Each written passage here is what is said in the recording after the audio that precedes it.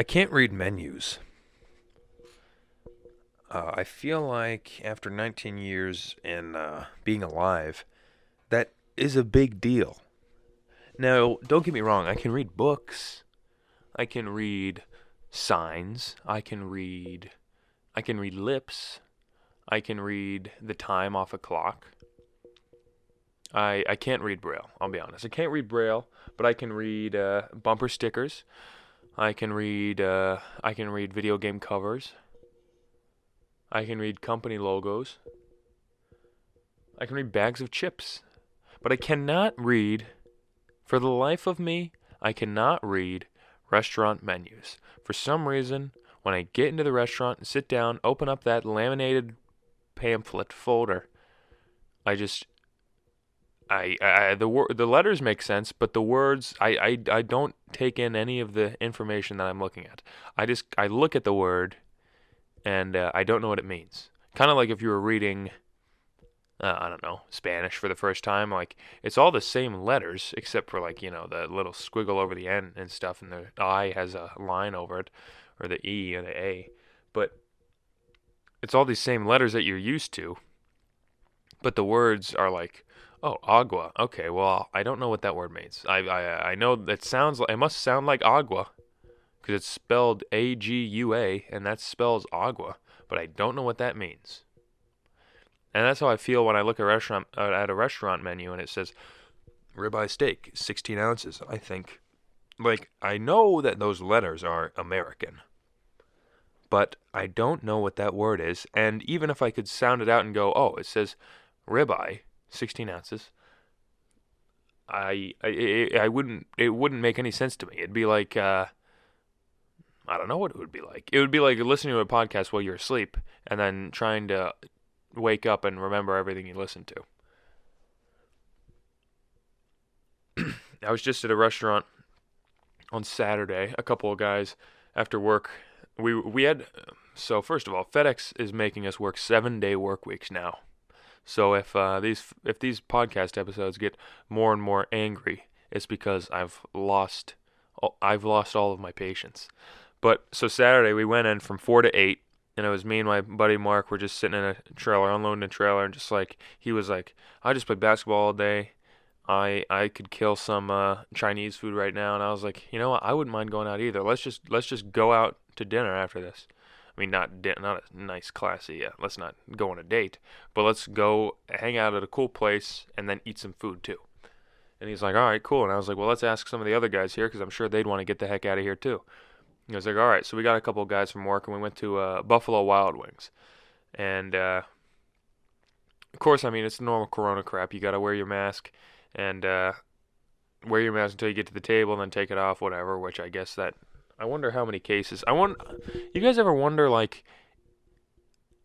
I wish there was a number. I wish there was a way to keep track, like, that's the time you washed your hands. That's the time that you actually washed Corona off your hands.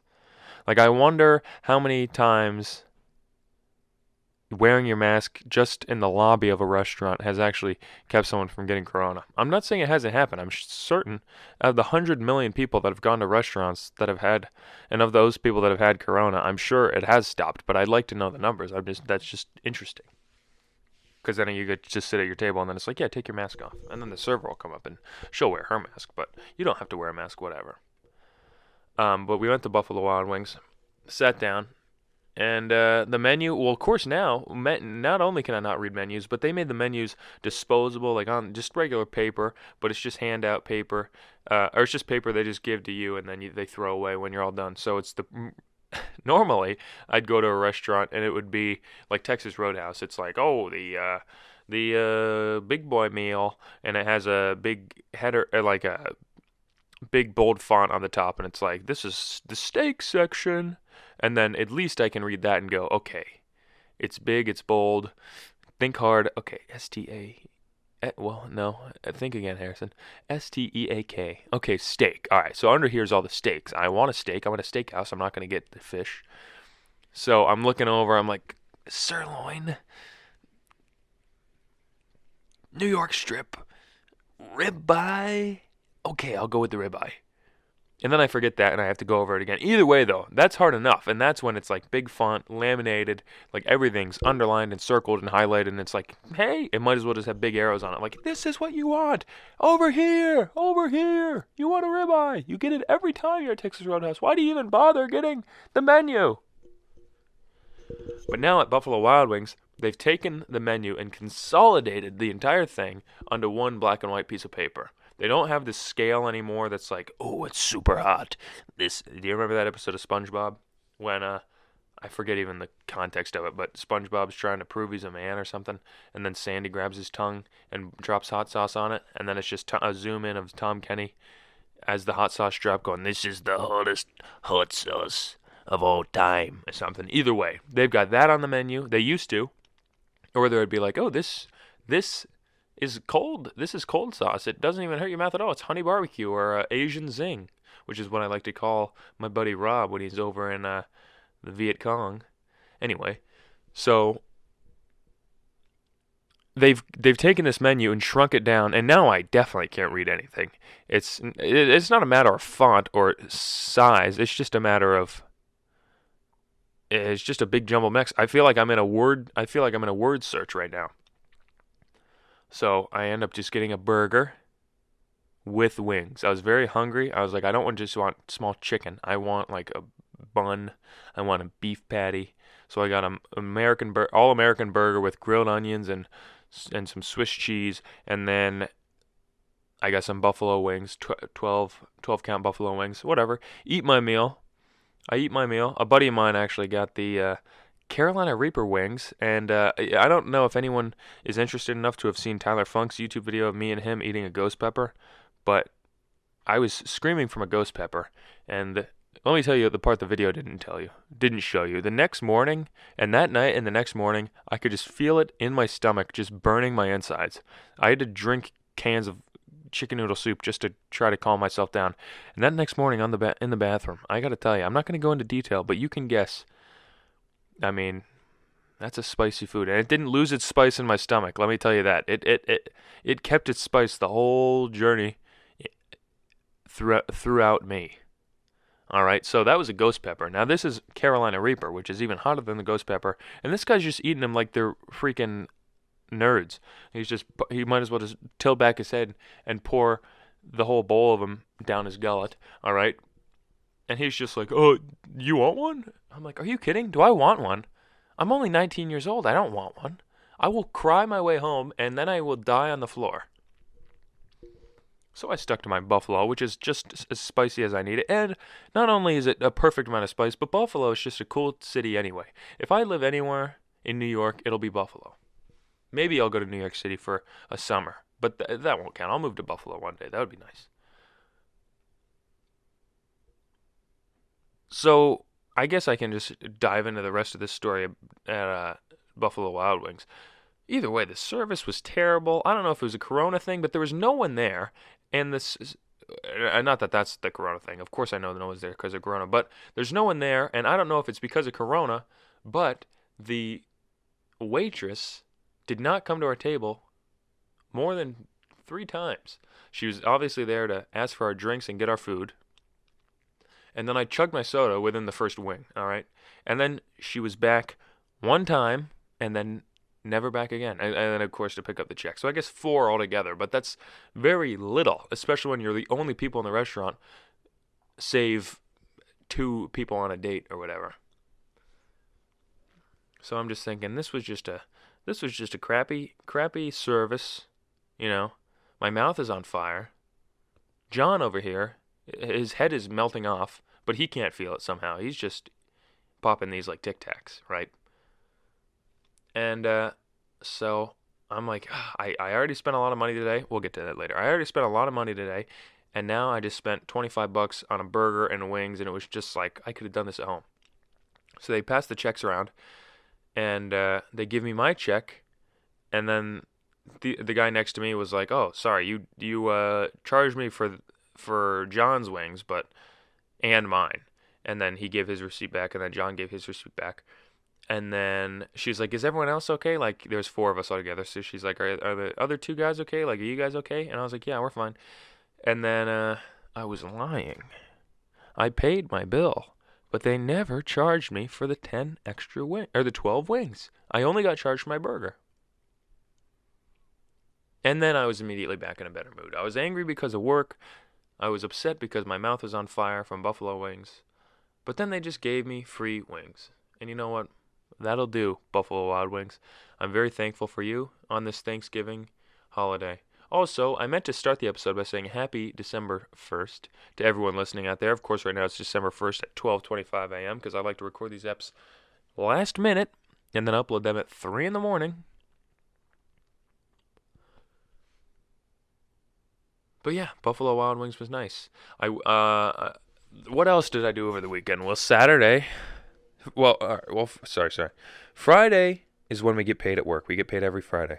I keep forgetting to get my paycheck at work, so they mailed it to me a week ago. So it finally got here in the mail on Friday, like 3 days ago Friday. Friday. And then I went to work, and I got my paycheck from last week at work. I didn't forget it this time, so I actually picked it up at work. So I deposited 2 paychecks in my bank account on the same day, so I felt rich. So the next morning, Saturday morning, I woke up, I drove to Guitar Center because I told myself I want to feel how the Fender Stratocaster plays. I'm used to a Strat copy that is no good. I want to feel how the Fender Stratocaster plays, and then I will go online and order it off Amazon or Sweetwater or eBay or Craigslist and just sell someone my watch or something and go, I don't know, I'd find one online, but I want to play it in the store to make sure it's actually how it feels, how I want it to feel. So I went to the store, I was there for like 4 hours, just playing guitars. I played the Stratocaster, I played the Telecaster, I played the Jazzmaster. I played a different Jazzmaster with better pickups, and it was all gray and matte gray, and all that jazz. I was there for 4 hours just trying different amps, trying different pedals, trying different guitars. And then I just decided, then the salespeople just kind of were like, so you're buying this one, or what do you want? And I was like, yeah, I'm buying this one. And I was like, well, if I'm buying this one, I might as well just check out now. So then I ended up buying a new Fender Stratocaster from Guitar Center. Don't worry, it was on sale for Black Friday. I didn't get completely annihilated here. But I did spend a chunk of change that I could afford. Don't worry, I'm not over, what's the word when you, I'm not maxing out any credit cards here. I mean, I know white coffee gives me no money, but I did just finish a story saying I spend 7 days a week at FedEx. So, I mean, I'm certainly not strapped for cash here. I don't know why I'm saying it like that. I'm not trying to say it like, hey, just so you guys know, I'm loaded. I'm certainly not loaded, but there's a difference between buying a guitar when you work 7 days a week and buying a guitar when your mom gives you her credit card to go buy yourself a Christmas present, I guess is what I'm saying. So I was like, I've been working too long. My parents even agreed. It was weird. My parents are always yelling at me not to buy stuff, and they were like, don't buy a guitar. You're an idiot. You suck. You're terrible. Those white coffee comments were lies. And then when I was actually at the store, I kind of called them to be like, should I get this? Should I? Like, maybe you guys could give me some reason here as why I shouldn't, and I'll agree with you. But then my mom was like, you know what? You earned it. You deserve it. You deserve a treat. My dad was like, yeah, you know what, buddy? You've been working 7 days a week. It's not uncalled for to get yourself something a little special for Christmas. And I was like, are you kidding me? I kind of only ever wanted you to tell me no right now. But I guess I'm buying a guitar. So now, just in time for me to start my new band, Jump on 3, did I tell you that's what we're calling it? I had to get a new electric guitar. It's called Jump on 3 because of a funny story with Jason Seeger, the ex-host of this show, or past host, not ex-host. It's a new show. The past host of this show, because when we were at Warren one time, we were walking across the underpass of a bridge, not the underpass. I don't know what the word is. The metal underneath a bridge that I don't know, for fixing it, I guess. The catwalk that goes across this like more than 100-yard long bridge. And Jason turns to me, he goes, hey, jump on 3? And I was like, all right. And he goes, 1, 2, 3, and he jumped just to try to, I don't know, like some cheesy thing they would do in a movie, like freeze frame, I guess. But I didn't jump. And he did jump. And he smashed his head against the steel beams that were 3 inches above him. And I just was like, I was dying laughing. But I also was like, that might be the stupidest thing I've ever seen anybody do.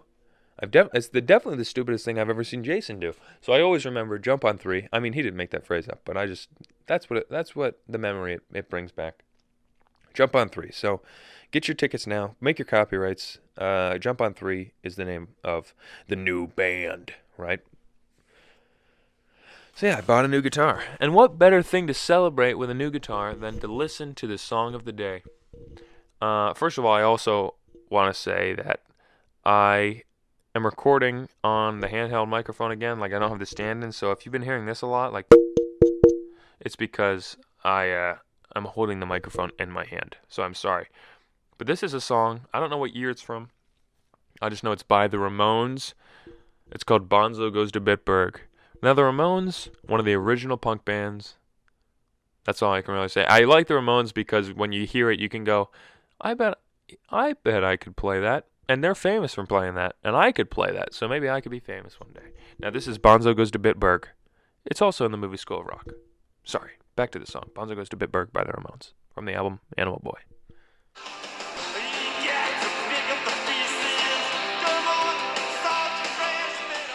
Now, I don't want to play too long of it, of course. You know the rules with White Coffee and YouTube.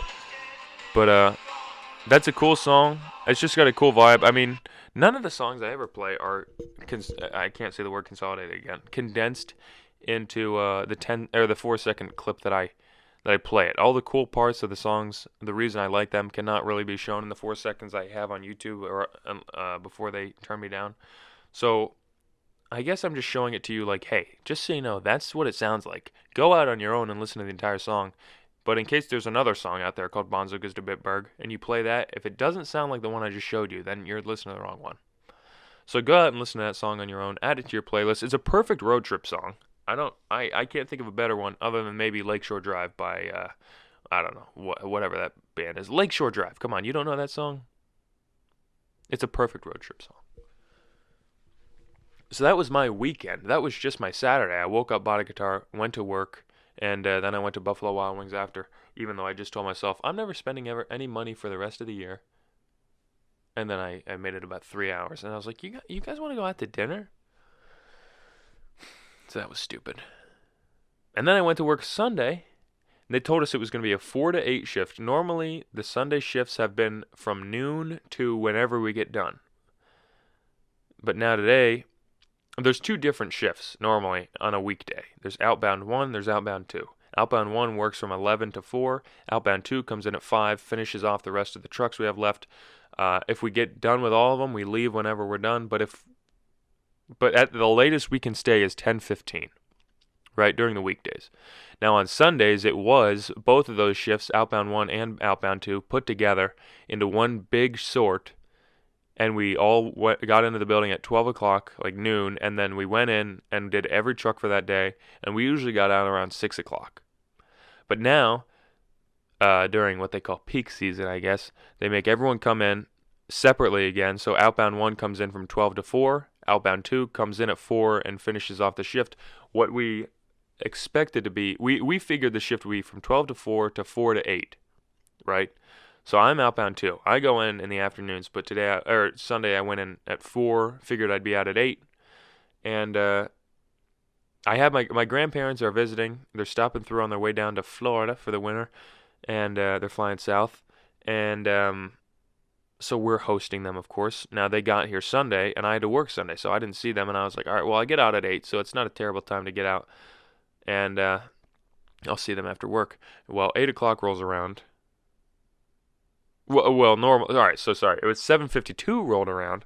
I had just finished unloading a trailer, so I was like, all right, 7:52. No way you're going to put me in another one for the next 5 minutes. I mean, that'd be crazy.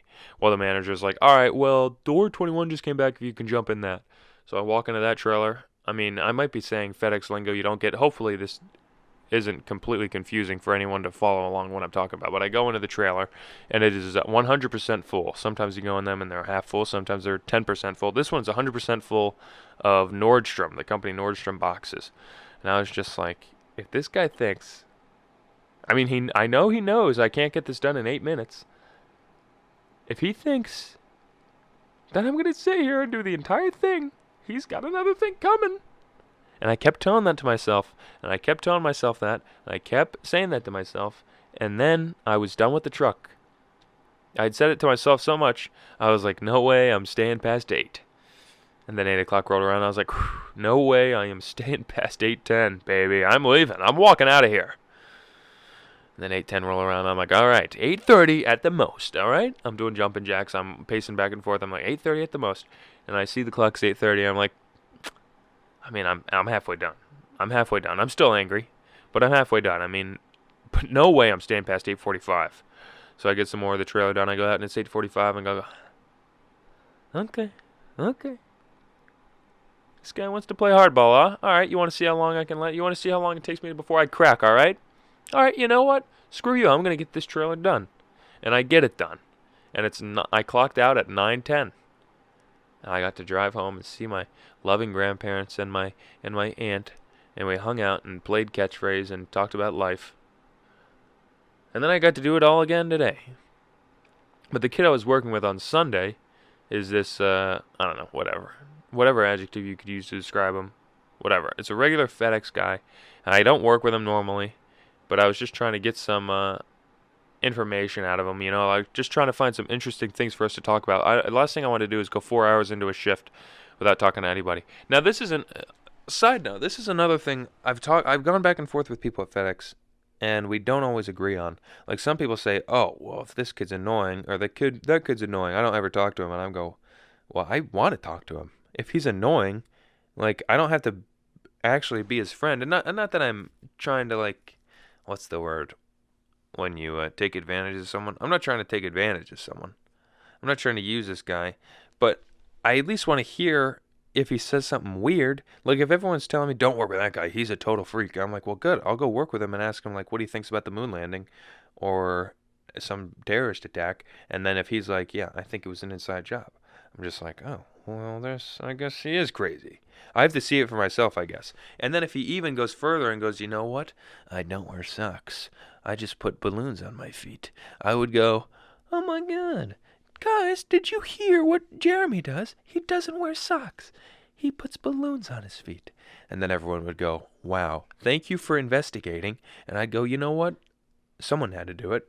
So I'm working with this kid, right? And I was just asking him about songs and movies.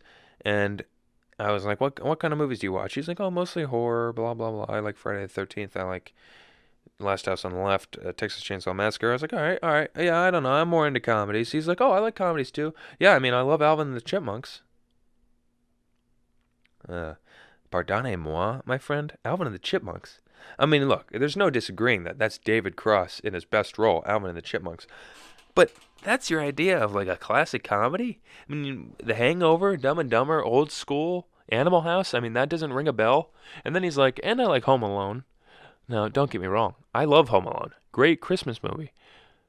And it's certainly a comedy. I would describe it as a comedy, family Christmas movie. But to say it's one of my favorite comedies? It's a comedy, but to say it's one of my favorite comedies? That would be a stretch, especially when you should really only be watching it one time out of the year. Very just odd choices. And then we were talking about books, because I was saying what I wanted for Christmas. I was like, I didn't even want to make my list this year, because I know all I was going to put on it was just socks and books. And he goes, well, what kind of novels do you read? And I was like, what? He's like, what books are you asking for Christmas? And I was like, I don't know, mostly nonfiction stuff. I mean, I want Lord of the Flies. That's fiction, but that's pretty much it. Everything else, there's this book called Gig where they just interview different people working like blue-collar jobs. So they'd have a whole chapter on a guy that works at FedEx, and he would just talk about how he does his job. And then there's this other book called Rats, and it's just documenting the whole, like, all that rats do throughout New York City at night. So this guy just went out for like a month and just researched these rats, right? That's the kind of book I want to read. And he was like, so what kind of books would you say you read? And I was like, well, I mean, I don't really read books a lot. I prefer nonfiction because I think fiction is stupid. I like fictional movies, like Fight Club. Fight Club was a book too. That was a good book, good movie. But most of the time when it's just like a book where it's I don't know. I'm just not a big fan of fictional books where it's like I already don't like reading. So now I'm just reading what some other guy was like, this would be cool. Yeah, what if the zombies got together on the planet Xenon and then they met these aliens and then they became enemies, but in the end there was one who could come through and make them united. I'm like, that's great. But what of it? I mean, there's no substance there and it's just all of course logic that you put in your head. Which is why and then you're like, oh, see, it makes sense. I'm like, well, yeah, it makes sense. You made it up.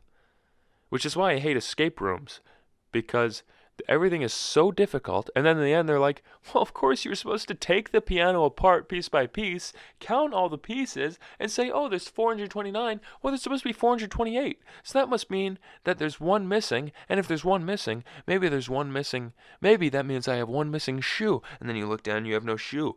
And I'm like, well, how was I supposed to know that? It's easy for you. Hindsight's 2020, my friend. It's easy for the judge of the escape room to come through and go, well, I mean, you're supposed to take the piano apart, right? You speak Latin, don't you? And I go, no. All you gave me was this note card that looks half burnt, and it's got a picture of a guitar on it. And then his logic was, he would just put something together. It's like, well, yeah, in my head, you're supposed to go, oh, guitar has strings. Piano has strings of a piano. The string quartet. Take the piano apart. Right? So that's why I hate fictional books. And this guy was like, so you like, what kind of books? And I said, I mostly like nonfiction. He's like, so do you like thrillers? And I was like, what? And he's like, do you like detective novels, like true crime? And I was like, I don't know. I didn't read enough, but I like nonfiction books, like real life books about real stories. He's like, you know what you would like? I was like, what? I'm excited to hear what you think I would like. And he goes, you would like the Alex Cross series by James Patterson. Now, it's a 27-book series. It's one of the longest running series of all time. I've read the 13th edition. And then, you know what you should do? You should read that. People say it's really good. And I'm just thinking, I mean, of course, I'm just going along with it. Like, I don't want to say you're a weirdo for saying that, because then he won't say anything back. But if I keep him going, he'll say something weirder. So I guess that's why I don't just shut him down right away. But I'm just like, in my head, of course, just like, what don't you get? How are you going to sit here and then talk to me like you know all about books? And then I say I only like nonfiction, and you're like, so does that mean you like true detective thrillers by James Patterson? I go, what do you think nonfiction means, my friend? Fiction means fake. Fiction, fake. Nonfiction means not fake. Real. Like anything anyone over 13 years old would read. Goodness. Now, don't get me wrong. Movies are certainly allowed to be fictional, because at least you can watch them and be entertained by them. But a book, I already don't like reading books. So why would I, like I said, if I'm going to read something, I want it to be something of substance that I can learn from, and then go on and tell someone else and go, you know what I learned? Yeah, well, the rats in New York City, they like China. They mostly stay in Chinatown because the grease is outside of the restaurants, and rats like grease. What do you know? So don't try to tell me what to read. I just told you what to read. Don't try to tell me that nonfiction is the same as fiction. All right? Don't try to tell me that.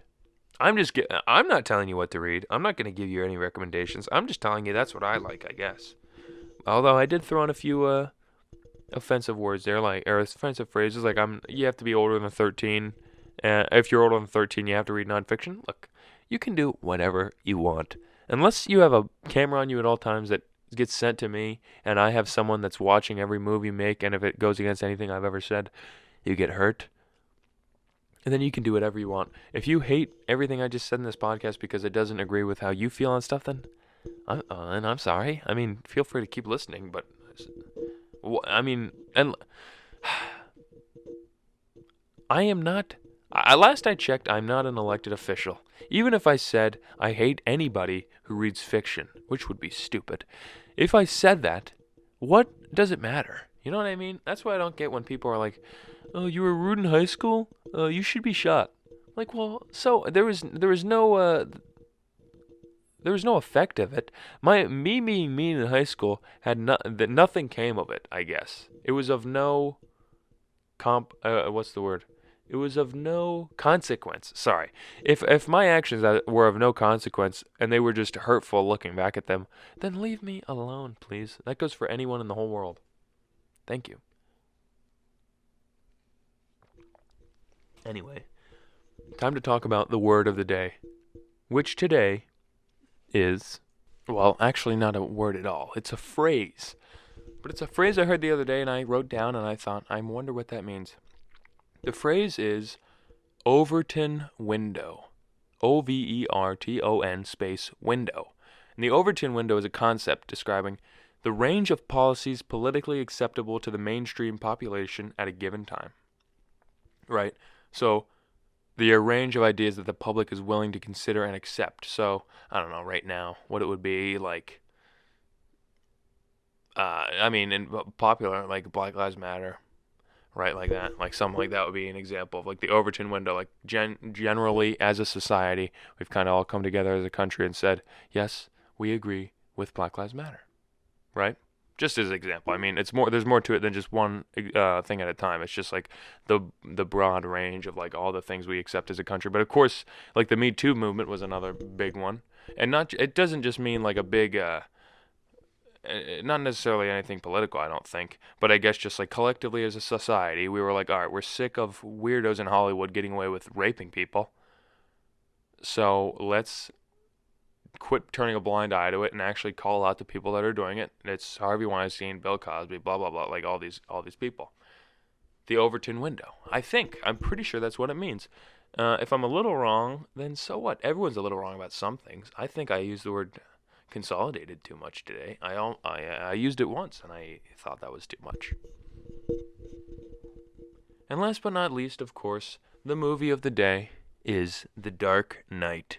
One of my favorite movies of all time. It's sitting on the shelf across from me, which is why I said it. I have to Google it real quick just to give an exact plot synopsis.